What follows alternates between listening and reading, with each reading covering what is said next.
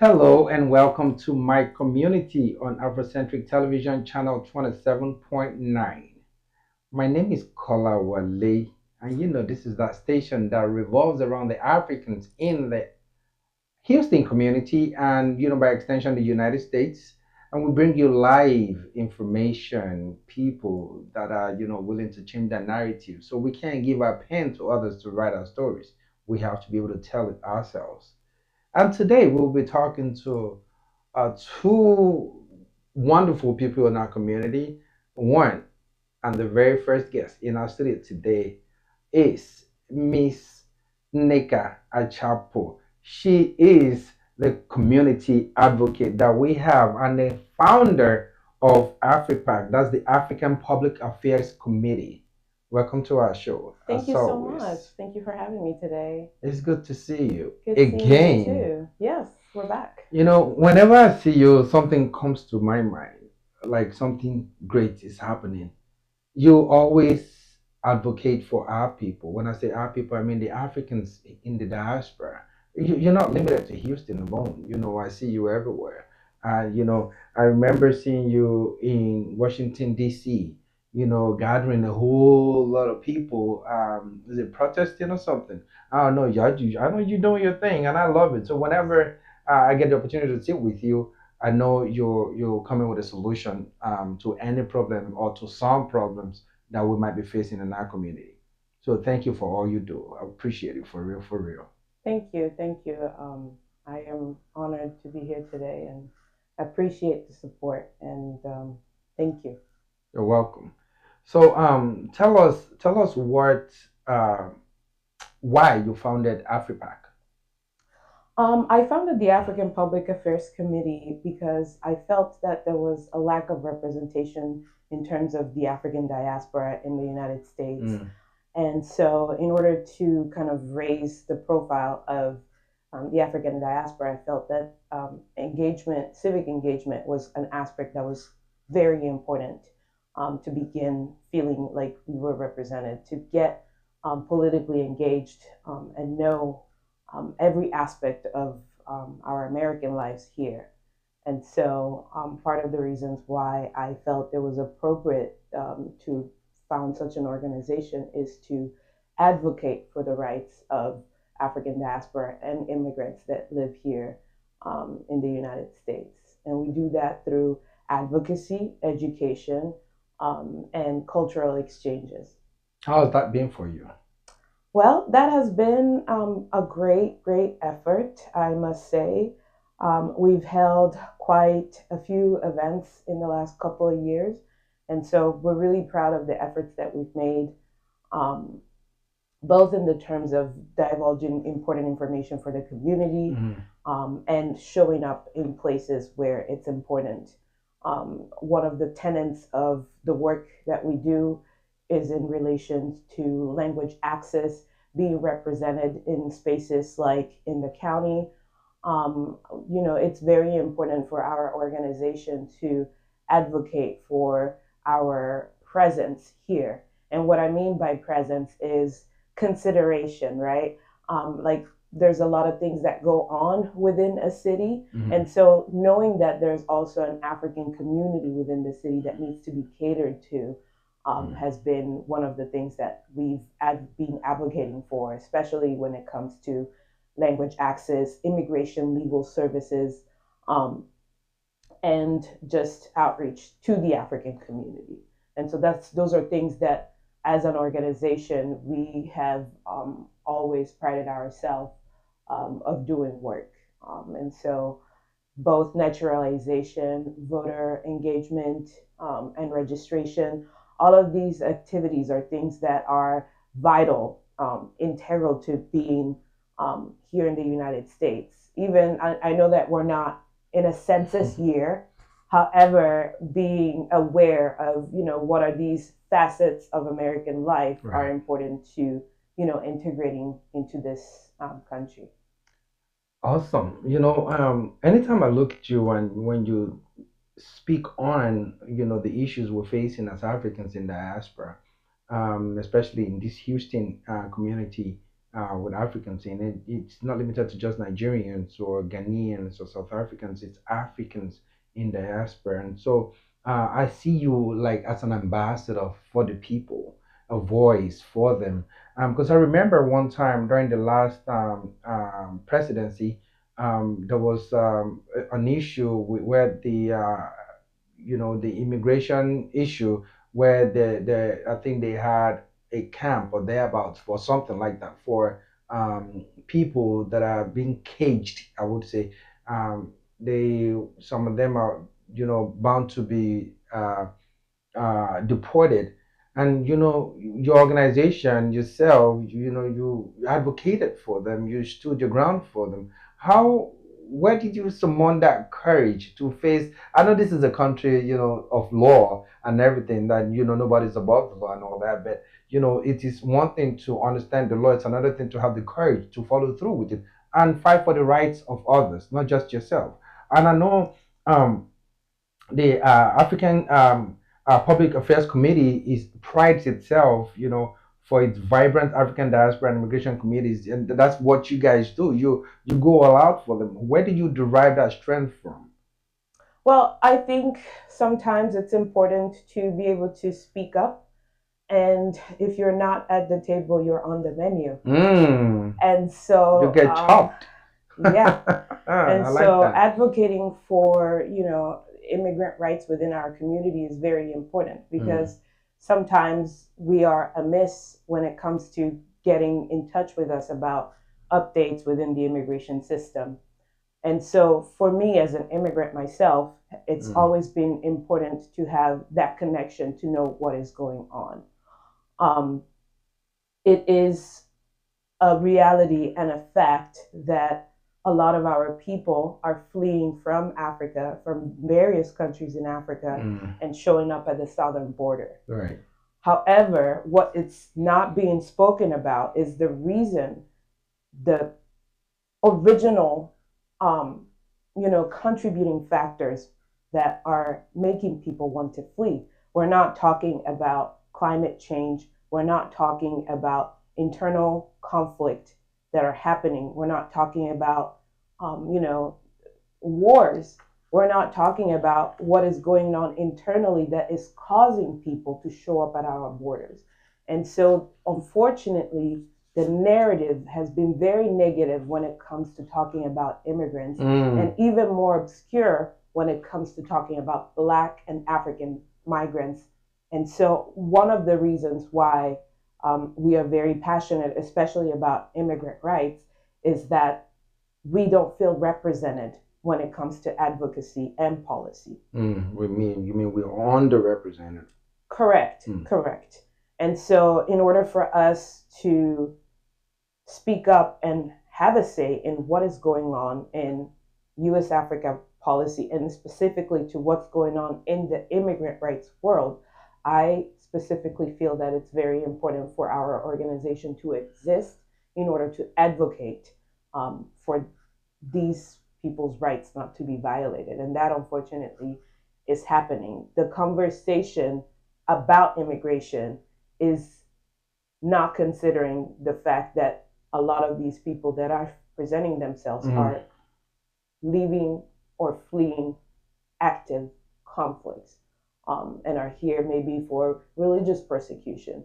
I mean, there's many reasons why someone is driven to leave his or her own country. However, it's very rare that we, understand and empathize with these people. And also because the narrative has been dominated, let's quite frankly speaking, by the Latino Hispanic community. And so when it comes to African and Black migrants, there's been, I don't know if it's intentional, but there is erasure. There is avoidance to speak about the pain points of these people that are leaving, showing up at the Mexico southern border and trying to come here to the United States. And so a lot of the work that we do is advocating at the legislative level in order to change some of the policies that are being enacted, but also inform and educate people about what is really going on. During the last event in Nigeria in regards to police brutality and SARS, we noticed that a lot of, you know, a lot of issues were happening in terms of weaponry system that was provided to the government during that NSAS period. To that. And so to that effect, we felt that it was very important for us as an organization to understand, okay, where are you getting these weapons to, you know, do this work, and why is it happening? And so we had a congressional briefing to discuss these issues. And so our work does not limit itself to grassroots. We are also in the highest, you know, chamber of powers to understand and explain and educate and inform on, you know, what is going on within African diaspora affairs. And you're doing fantastically well. I'm applauding for that. Thank you. You know, thank you for all you do and all you bring to the table and the information that you're about to disseminate to our people today. It's about you have this on-site free naturalization legal services and voters registration information. Can you shed light on that? You know, because I remember being married to an American citizen, my wife, and you know, she filed for me, and we had to go through a green card process, which we had talked about in the past anyway. And then now comes a time where we need to file for our citizenship. We realize we still have to pay more money to even become a citizen. It's not just because automatically because you spend the time to become a green card holder, and when the time lapses, you're now eligible to be. Yeah, you are eligible, but you still have to pay for the service to become a citizen. But that's something you guys are bringing the legal services on how you can to go about it and maybe waive the fee. Is that a possibility? Is that what we're looking at today?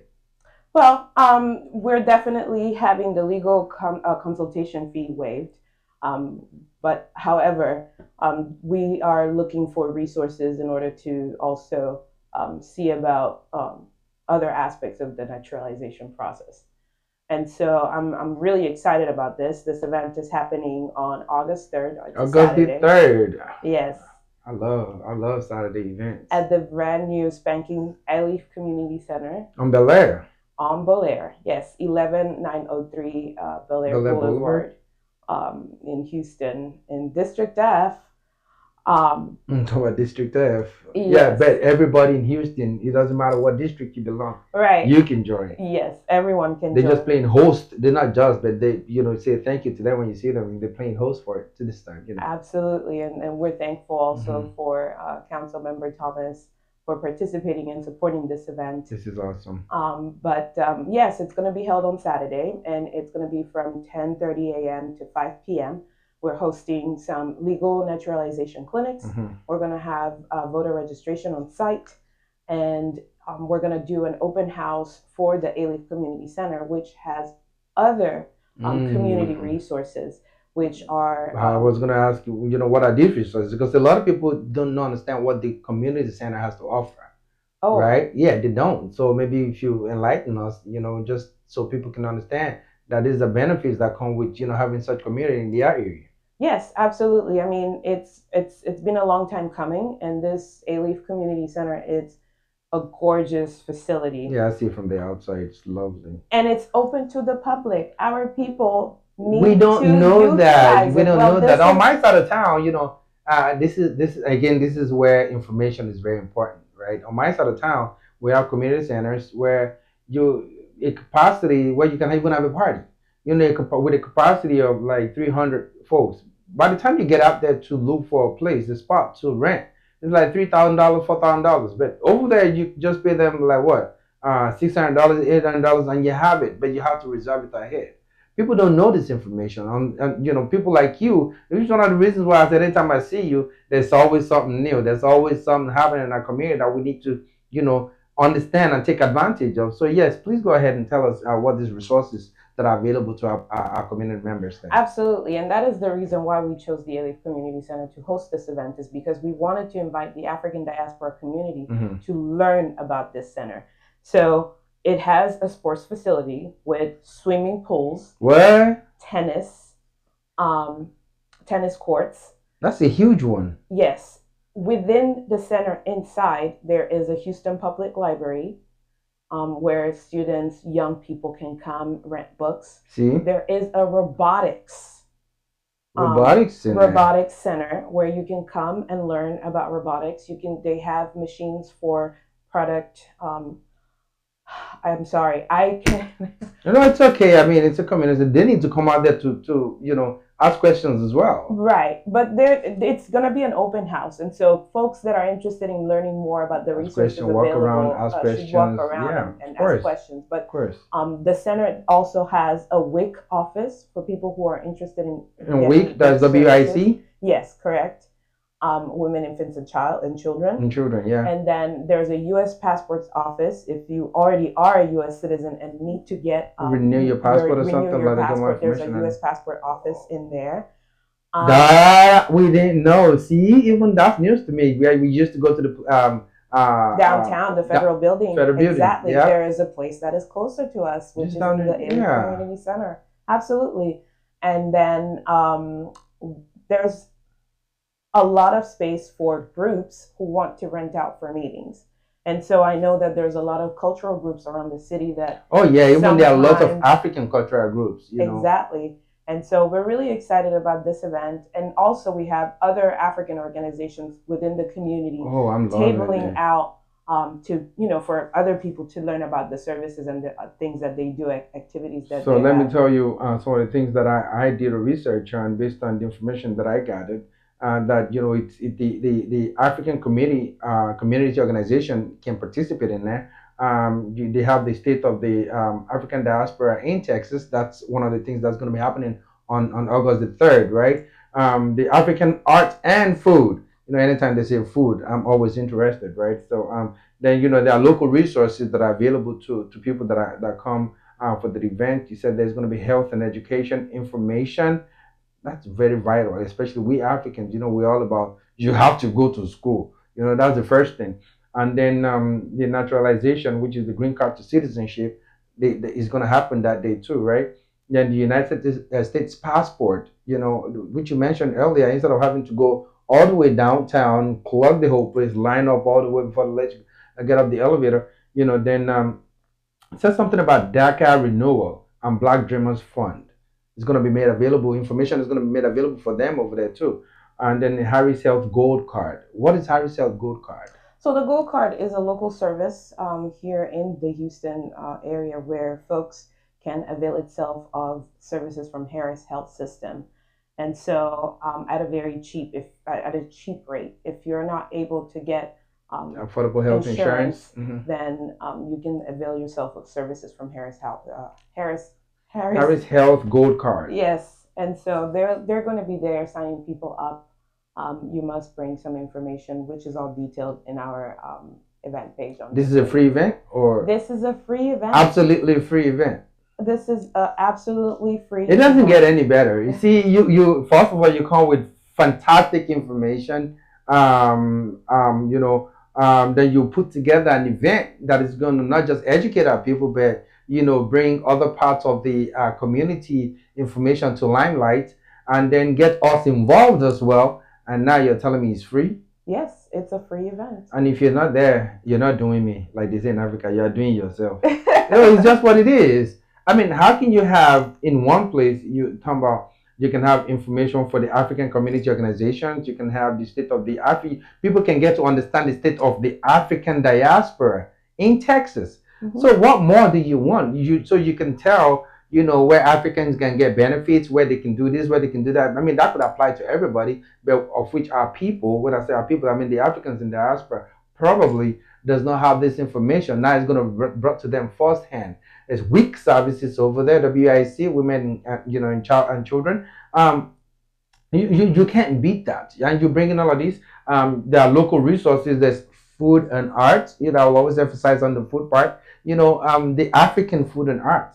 And there's health and education information. Talking about United States passport, where you can get your passport information and get or register for your passport over there instead of having to go on that queue. Oh my goodness, downtown. And first of all, there's no parking downtown. Parking over here, I know is free because it's an open parking, right? And then you have DACA information again, no, DACA renewal.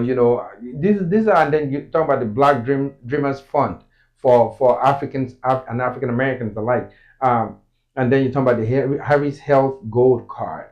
All of these are made available to you by the Alief Community Center, right? And of course, organized by the AfriPac team. And thank you for creating this whole thing for the Africans in diaspora. It's titled the Houston Community Fair, correct? It's Houston African Community Houston Fair. African Community, you see? Houston African Community Fair. And that's going to happen on Saturday, August 3rd, 2024. It starts at 10:30 a.m. up until 5 p.m. in the evening. And it's going to be at the Alief Community Center. And the address is 11903 Bellaire Blvd, Houston, Texas 77072. And if you want more information, you can go to bit.ly, that's bit.ly/Houston African Community Fair. And, click on that, or, type that on your, of course, you can see it down here. Go on there, research information, be sure you have everything that it requires for you to be there and participate, and take advantage of the community center. And then if you need to reach out, you can call 832-736-5545. And of course, the mother website is the afripac.org, right? And I just want to say a huge thank you to you for bringing this information to us and to our people so they can be more involved. Guys, you need to participate in these community programs. That's like having, based on what you said now, that's like having YMCA in a community center, accessible to you for free. But it's going to be on first come, first serve basis. You have to schedule, because they can only take so much per day, right? You have to register, because I remember we took advantage of one in our community. That's when my children first learned how to swim, before private swim sessions. But that's the first place, and you register them for the whole semester, and then you take them. It's like having a YMCA. You're talking about, you have a swimming pool over there, a public library in there, basketball court. Take these children now. Brand new.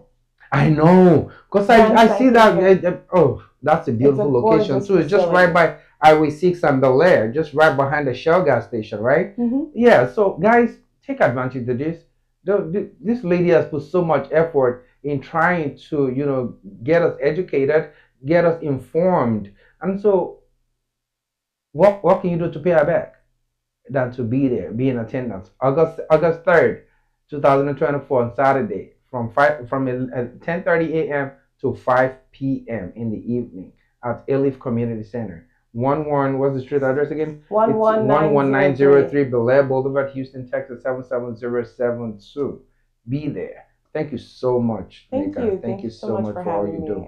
We hope to have you back before the event. Absolutely. So we can talk a little bit more about sponsorship and all that. Yes, absolutely. Thank you so much. Thank you. You guys stay tuned. We will be right back. Thank you.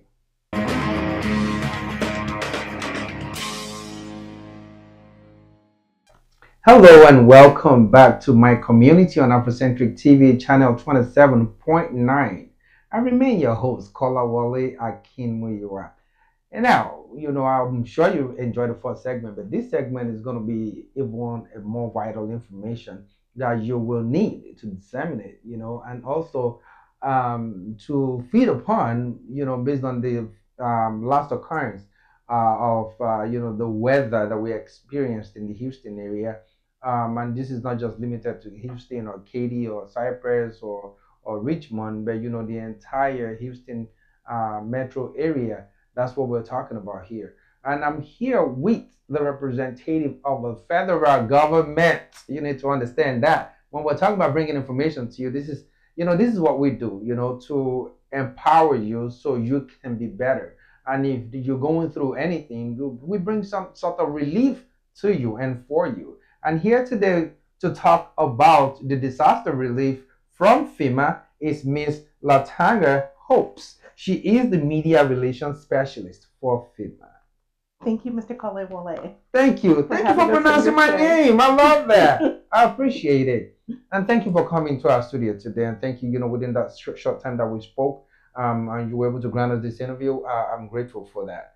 And it shows the kind of person you are as a person. A lot of people just say, you know what, I don't have time. It's almost over, blah, blah, blah, because we have like, what, a month to go? Oh, it's even less than that. Less than a month we're down now. to maybe 2 to 3 weeks. 3 weeks, imagine, 2 to 3 weeks to apply for disaster assistance. And a lot of us, like myself, was affected. My whole fence was down. Part of the roof, the coverage was off, and I went to my insurance. They telling me how to meet a certain copay and whatnot, which is a huge amount and enough to cover the whole damage. So I went out of pocket to go ahead and pay for it. And I'm wondering, since you're here, tell us a little bit about what FEMA does to help people in this disaster period. Your case is an ideal situation of the type of people that FEMA helps. So, first of all, again, thank you for giving us this opportunity to share information with people that may be in the exact same situation that you're in. So let me give you some details. Is this me right here? Yes, that's you right there. If you were impacted by the tornadoes, the flooding, straight line winds, heavy rains that may have impacted anybody from April 26th through June 5th, and there was heavy tornadic activity, I would recommend that you go to FEMA.gov to find out if your county is covered or either declared as one of the disaster stricken sites. And here's the reason why you want to do it. I'm going to cut straight to the chase. FEMA provides disaster assistance grants, which is money that does not need to be repaid. I'm going to repeat that. If you have essential damage, if your home is damaged, if your car is damaged, if you have insurance, if you have no insurance, if you are a renter or a student, and you were impacted by any of those tornadoes, any of that flooding that took place, consider applying with FEMA because we may be able to help you with disaster assistance in your recovery process. Fantastic. So now I was going to ask you who's eligible. It looks like anyone that is impacted is eligible. Anyone that may have been impacted by the disaster can apply. Now that's very different. Let me explain what I mean by that.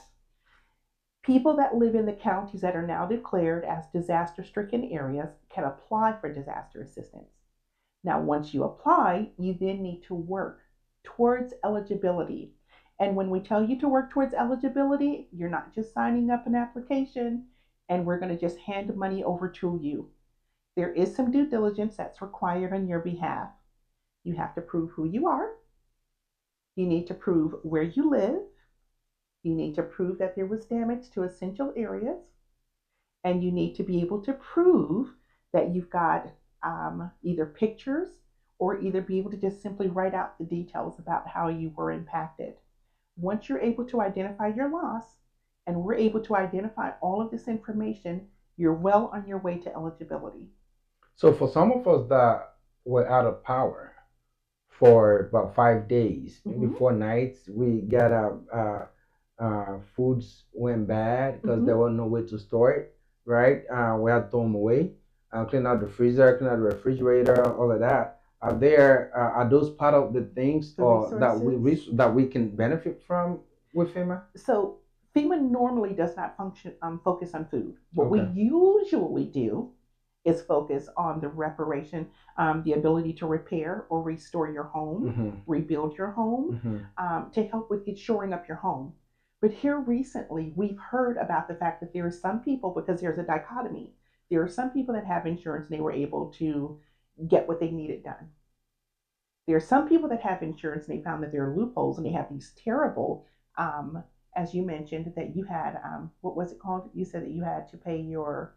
There's a copay that I needed to pay. Yeah, so I didn't go that route. I just come out of pocket. So some people couldn't afford it. And then there's other people that have nothing. And those are the people that we want to speak to specifically about their food. Because here's what we found. There was an extenuated amount of time that the electricity was out. And lots of people were saying, we've lost food. Food is so expensive. This is a real... It is expensive, ma'am. I'm telling you. Tell us, we know. No, but we've been hearing that. And so what we've done is this. specifically for people that have no resources. We have something called what's a Serious Needs Assistance Program. So if you have no resources, call 1-800-621-3362. Go to disasterassistance.gov. If you don't have a smartphone, if you don't have a laptop available to you, try to get to your community library and get your application completed. Here's why you want to do that. The Serious Needs Assistance Program will provide you with $750. And this is something that is expedited. If you have no food, you can buy food if you are struggling and that was the thing that you figured was most important. If it's not food and you have other issues where you need personal items, if baby needs items, if you need gas to get back and forth to work because, oh my gosh, those whatever resources may have been used in that case may not be available. So this is for people who have no resources.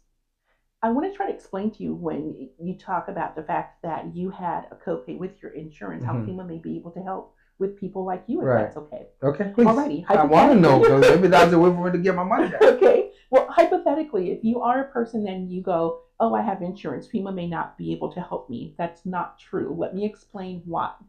Here's what we do. We would encourage anybody that has insurance and may have been impacted by this disaster to apply with FEMA.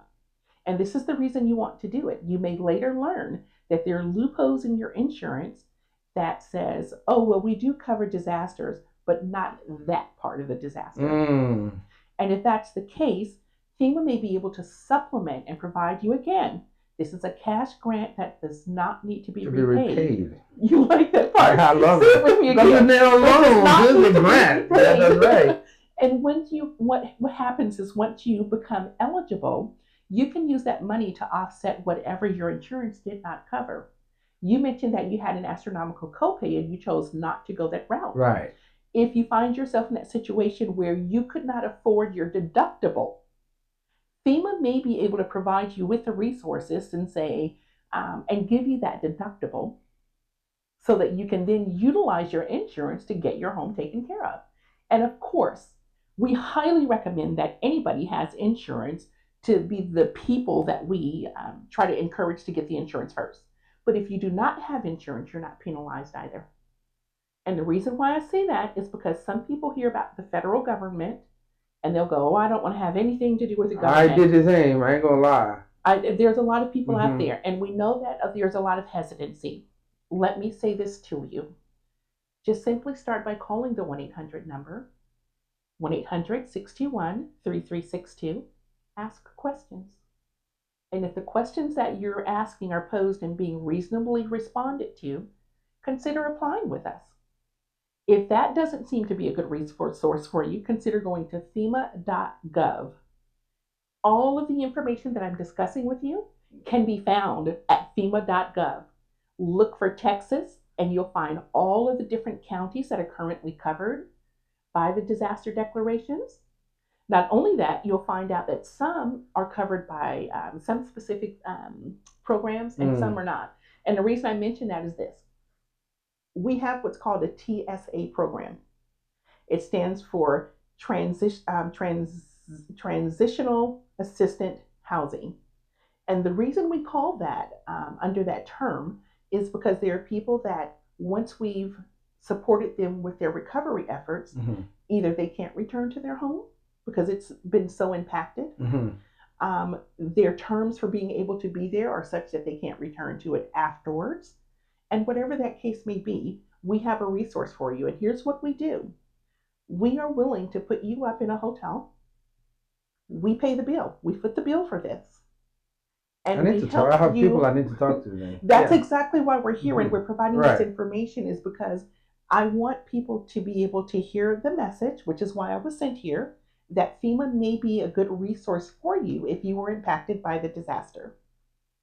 So we're talking about housing assistance repair and rebuild, right? And then the incident period that happened between the 26th of April till the 5th of June, which is a tornado, that wind or tornado or something that happened that destroyed everything that we had. At that point in time, power was out, our fences were down, some shingles of homes were blown away and things like that. So but you're saying FEMA can help. I want to talk about something else that you mentioned. First of all, yes, the answer to your question is FEMA can help. Please, anything you need to talk about, I need you to talk about it. I don't even have to ask you. Please talk about it. Okay. So you talked about the fact that maybe shingles are missing from Right. your home. Mm-hmm. Let me tell you why that's important. There's some people that will go outside and say, oh, we only had a little bit of damage. A couple of shingles have come off of our home. And then they learn later when there's a heavy storm Leakage. that Yeah. there's leaking. Mm-hmm. If you're missing a couple of shingles, consider going to a disaster recovery center and talking to one of our representatives. Let me tell you how you can do that. You can do that by going to fema.gov / the one that goes this way, and then just put D for doggy, R for Randy, C for cat. fema.gov / DRC. Mm-hmm. And you'll be able to find one of our disaster recovery center. By the way, I think we have 4 or either 5 here in Harris County. And I'll give you that information and you'll be able to list them on your website. And you can just walk in. There are wonderful people there that will do more listening than they will talking. I like that. They will hear what you have to say. They can help you walk through the application process. When you go, be sure to take all of your information with you. And after you do that, you're well on your way to working towards eligibility. I have a question. Please. So now, I know I mentioned some things. I know it happened to me, right? So I know I have a few people that will talk about, okay, FEMA. Last year or this year, even some mentioned it to me this year that they filed, not just the African community. Now I'm talking about the African American community, and some people that they filed that they were affected. And they felt like last year they did the same thing when we had maybe a storm or something, or 2 years ago when we had a snow or something, but they weren't able to get the necessary help. They felt like FEMA should offer them because they lost a whole lot of things, maybe due to the natural disaster. And so they feel like maybe we can't trust FEMA, man. I don't want to waste my time. What do you have to say to encourage these people, and why it's possible that the application didn't go through? Maybe there's some information they didn't, part of the requirement. Maybe they didn't fulfill that part. You know what I mean? So maybe if there's anything you can say to them that will make them say, you know what, maybe I should give it a shot again. I'm losing hope, but then they're losing money at the same time. But then they forget that this is a grant. Before they hand you over something, you have to be eligible for it. And so, they're saying they don't trust FEMA or things like that. Can you please give us an insight as to what to expect and why some information may be missing, or why their application got denied? Okay. So, first of all, anybody that's been impacted by a disaster, my heart goes out to you. And I know that you believe that you need immediate help. If you're breathing, you're conscious, and you're not bleeding, we've got some time to work with you. That's the first thing we want to discuss. Okay? Once you pull yourself together and you decide that you have been impacted, other than just saying, boy, this thing has really flipped me around and I don't ever want to experience anything like that again. And you realize that your personal life, your personal property has been impacted and you've lost personal items, either call the 1-800 number, go to disasterassistance.gov online, or go to one of the disaster recovery centers and calmly walk through the process. What I'd like to say to anybody that says that the concept of the process doesn't work is this: the disaster is the problem. FEMA, through the state of Texas, who's invited us here as their guest, we're here, we've rolled up our sleeves, and we're ready to help you work towards eligibility. Now, when I say that, we've got people that are at these facilities, the disaster recovery centers, and you tell them your circumstances and your situations, they're going to do everything that they can based on your loss to help you get eligible to receive resources to help you with your restoration, your rebuilding process. That is what we're here to do. It does not benefit us to be out here to tell you that you're ineligible. That does not work to our advantage. So know that, first of all, we're goal-oriented in helping you become disaster assistance eligible. That's the first thing I would like to encourage you. Now, it does, again, require some time and some effort on your behalf. So let's go ahead and be realistic. Let's just say that you did apply and eventually you received a letter and it says that FEMA has found that you are ineligible Mm. for disaster assistance. Take a breath and continue reading the letter. Let me tell you why you would like to do that. What you're going to find is we're going to justify why you're ineligible. And it will probably say something like, appeal. This address is incorrect. And it may be as simple as you going in and changing your address. Or it may say, we've looked at this information and this part doesn't match another part. Can you help us fix this information? So don't just read you're ineligible. Because once you see that you're ineligible, you're like, oh, bull crap, I don't want this no more. Indeed. They're not going to approve me anyway because they already say I'm ineligible. Be encouraged. Again, it does not serve us on any level to tell you that you're not ineligible. Makes sense. We want to work with you.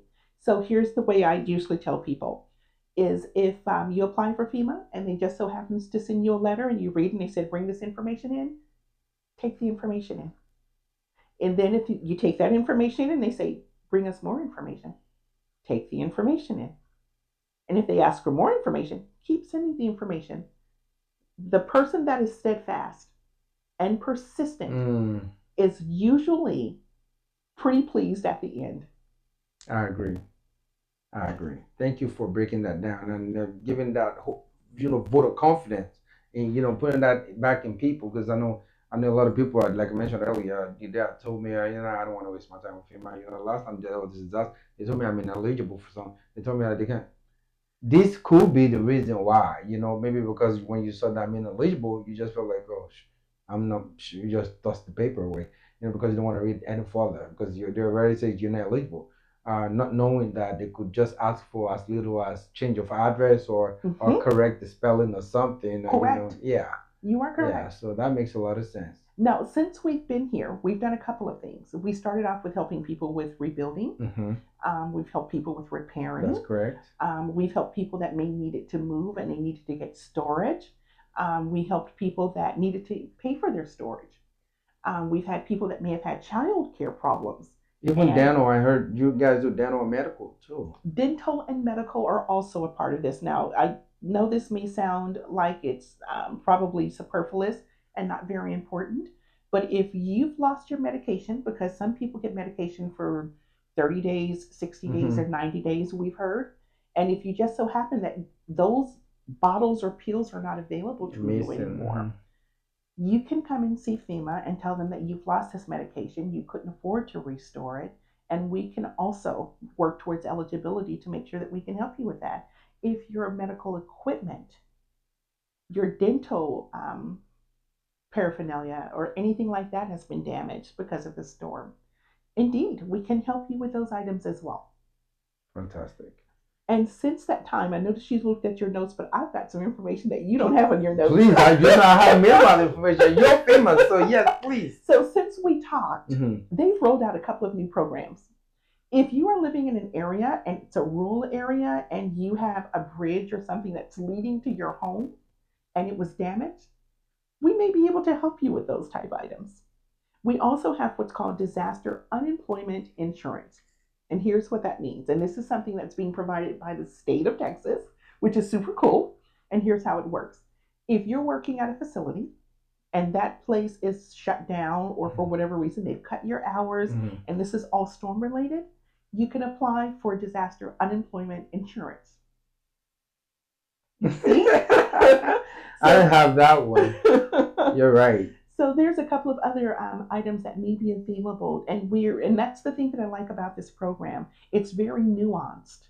We knew it immediately when we had come that, first of all, we're going to help with repairing and rebuilding homes or providing even personal property, that are damaged. And what we mean by personal property, yes. And now think about this. Once you start dealing with that and you start hearing, which is why I say we do twice as much listening as you talking, and you go, well, we hear that this is happening, or we hear that that's happening. What else can we do to help? So I'm fixing to get one more going for you. Please. We have this program also that will help with, I just forgot about which program I was going to tell you about. But ultimately what I want to share is this. When you apply for disaster assistance, you mentioned the fact that people go, oh, it's not worth it. If you've lost your appliances, are you aware that FEMA may be able, and think about the fact that you were saying that utilities were out and power was out for this Yeah, really long time. for 5 days, yeah. If you go and find that your utilities are not working and it's storm related, we can help with your utilities. And the other thing that I was going to tell you that we've just rolled out, which is the program that I wanted to share with you, is this. If you are self-employed and your tools, and it doesn't have to be a hammer or a chainsaw, your tools for your professional discipline could be a computer, or it could be filing cabinets, or whatever the case may be. If those items were also lost during this storm, and again, the dates for that is April 26th through June 5th. If you've lost any of those items and you're self-employed, we can help you with that as well. Your goal is to work towards eligibility. When you talk about self-employed now, I want to talk about those that are self-employed that they work from home, or work out of the home office or whatever, and then they do their own thing. It doesn't matter what, maybe a lawnmower, or you're an IT person or whatever, you're a consultant or whatever. If you lose any kind of days during those periods, is there a way FEMA can help, or maybe the Small Business Administration can assist? Oh my, you just brought up a whole new subject that we haven't discussed yet. Yeah. Anytime FEMA comes to town, the Small Business Administrative Team also comes. Now, let's get some information out there about the Small Business Administration. Yes, I'm interested in that one. Okay, so Small Business Administration does not necessarily mean that they focus only on businesses. The Small Business Administrative Team can also help homeowners. The Small Business Administrative Team can also help renters. And the Small Business Administrative Team can also help students. So tell us how. So we've also nuanced that program, and this is something that we've just rolled out here in Texas. Nice. Texas is getting everything, guys. It used to be a time where you would have to apply with FEMA. We would assess your information. And then we may say, go over and see the people in the Small Business Administrative area. And then the Small Business Administrative Team may tell you that you don't necessarily qualify for their loans. And then they would send you back to FEMA. We've heard you. We've made some sophisticated moves and nuanced that program. And now when you apply with one, you apply with all. So here's how the Small Business Administrative Team works. You come in and you find out that you are interested in obtaining their loan. These loans, now I'm not a professional in that area, but I'm going to talk to you about getting our PIO on here from the Small Business Administrative Team, are as low as less than 3%. That's right. And you're not going to find that anywhere else in America. Not in the world. Not at this time. And not only that, I think these loans are extended out to 30 years. So if devastation and disaster has fallen upon you, and applying with FEMA does not provide you with the resources that you need, the Small Business Resource Team might be able to help you. And it's S for Sam, B for boy, A for Apple. Small Business Administrative Team. They are not only for businesses, but if you just so happen to be a small business and you may have lost time with your employees and funding, they may be able to help you with those items. And again, I'm not a professional in it, but I will get Ms. Vargas in here to talk to you about those Please, details. I would love to have her on here to, any information that is going to help our people. When I talk about not just I'm not just talking about the African community, but everywhere, everyone in the Houston community. And we love to just, get information out of. They say knowledge is power. And that's empowerment you're doing right here, so I appreciate that. And so now that we understand that not just FEMA, but if you're not just FEMA, but SBA can also assist any small business, then it's best to just dive deep into it. And I guess I have the SBA disaster loan for sba.gov/disaster. That's where it is, right? So that's the website.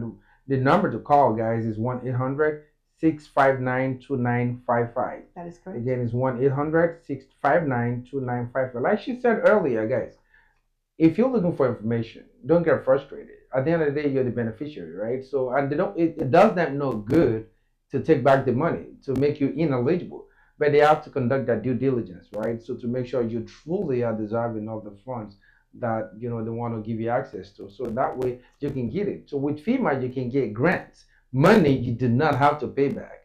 With SBA, however, you can get a small interest loan as little as 3% or even less. I don't know what the factors are. Maybe when we get a small business administrative personnel here to talk about it, we can, disseminate that information to our people and talk about, what the interest rate or what the requirements are, what your, maybe it requires you to have a certain credit score or something, then they'll be able to tell us that. Mm-hmm. However, for right now, let us face that disaster that you and I overcame during that period of April 26th and between April 26th and June the 5th, right? We have less than maybe between 2 and 3 weeks now to apply if you have not applied. And if you have applied and you probably got a letter that says you are ineligible, please continue reading, because the information that the reason why you were made ineligible could just be as little as, correct your address or change something in your application. And the information is going to be right there. They don't just say you are ineligible. They will tell you why and what you need to do to correct it, because it does them even a far better good for you to get that grant than for them to return the money. Why would they want to get money from the Fed to give you? They have millions of dollars to give you to help you in this situation. If you're going through this disaster, you can always visit the disasterassistance.gov, and get more information on there. If you have not applied before, this is that time for you to get on the bandwagon. I am going to a disaster recovery center to get more information on this one, because I came out of pocket. I want my money back if it's possible, but at least if you don't know about it, then you won't know anything. It's just your loss, and you can continue to be grieved and say, I don't trust FEMA or I don't trust the SBA, not knowing that you're the one doing yourself, harm, than good. If you are, just take your time, like she said, and I love the way you said that. Breathe, get yourself together, go through it. If they request more information, don't get tired of it. Just do it over and over. If they require more, it's because they're trying to make sure you're truly eligible for it, so they don't, because at the end of the day, they don't want to get audited as well and discover that they're just giving out funds to people that are not supposed to get those funds. Then it becomes something else with them. So let's work together, as a community. They're here, like Miss Latanya here is now. She's been out, just driving around Texas, just trying to help us, guys. Come on. Isn't that what we're doing? We're trying to help our people. That's what we do, right? And believe it or not, I feel very graced, first of all, to be able to do this. And I feel happy that we have a government that is willing to do this. And people always ask the question, or either they'll say, here's something that we'll hear. Well, I don't necessarily need that help, and maybe you should use it for someone else. I would like to encourage anybody that has that status or that thought to be reminded, these are your tax dollars at work. So this is an opportunity that you just so happen to live in a country that if disaster strikes, there's some consideration. And just to give you some history, because somebody asked me about this, this program has been around since 1979. What? Mm-hmm. And not only that, here's something else. We have provided over $140 million in approved grants that are now funding the state of Texas recipients that have applied with disaster assistance. And remember, as we come in as guests with the state and we're working with them, we're following their lead according to where they say that the disaster was most impactful. And so we're going into those neighborhoods. We literally have people, boots on the ground, that are literally going door to door and knocking to see if they can assist as well. And they can help you with your application right there at the door. They'll probably have a trusty badge. You'll see the emblem, tablet in hand, and they'll introduce themselves. They'll have items that they can hand you, door knock enumerators. What you call them? These people are called disaster survivor assistance representatives, and they usually have like a vest that says like FEMA on it as well. And so that may be another fourth option, that if you just so happen to get someone that comes and knock at your door, they too can help you with disaster Open the assistance. door. Yeah. Get some help. We all do. We need help. It's your tax bill, like she said. It's your tax dollars at work. And so the last day to apply, I want to give you a date, July 16th. is the last day to apply. Mm-hmm. So we have what, 3 weeks? That's all we have. Mm-hmm. So guys, get out there, apply. You can do it, from your phone. Smartphones. You Mm-hmm. can do it on your phone. You can do it on your laptops. You can do it when you get to the office. You can do it at work. You can do it from home. Just get it done. If you're affected in any way whatsoever, be you a small business owner, um, or your homeowner, or you're even a renter, right? So it's all these things are available for you. So please take advantage of the fact that she's here to give you this information. The least you can do is to encourage her to help more people by getting what is deserving of you. Thank you so much. And if there's any more information, please let us know. And if there's anything you would like to tell our people to get out there or to do what they need to do to apply, please. Oh, and in case they're questioning, make sure you let them know Harris County is one of the designated declared disaster areas. That's a huge county here in Texas. Mm-hmm. So if you live in Harris County, which is exactly why we targeted this area to be able to come on and share this information with Fantastic. you. Mm-hmm. Fantastic. That's We it. appreciate it. Thank you so much. Again, let me do a quick recap. There are grants available for you if you've been affected by the recent act of God, we call it, the tornado, the wind, and the heavy rain. You can go to disaster assistance with a CE at the end, not T, Mm-hmm. .gov. Right, the helpline is 800-621-3362. Mm-hmm. You can call them every day from 6 a.m. to 10 p.m. as early as 6 a.m. to 10 p.m. Central Time.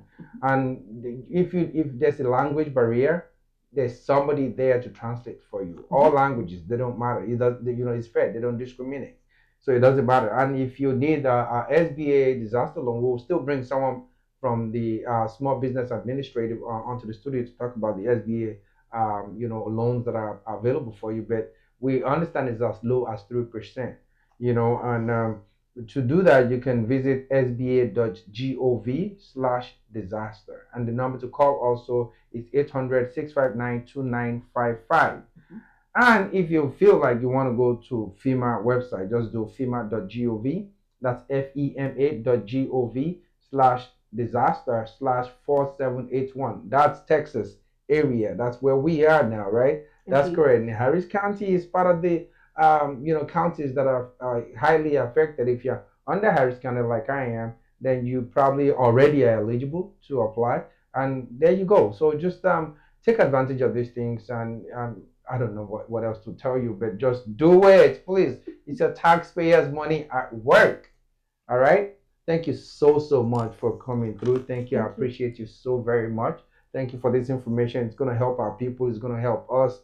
You have till July 16th to apply, please. Don't come rushing after July 16th and say FEMA ain't no good to you. I'm telling you guys. Please.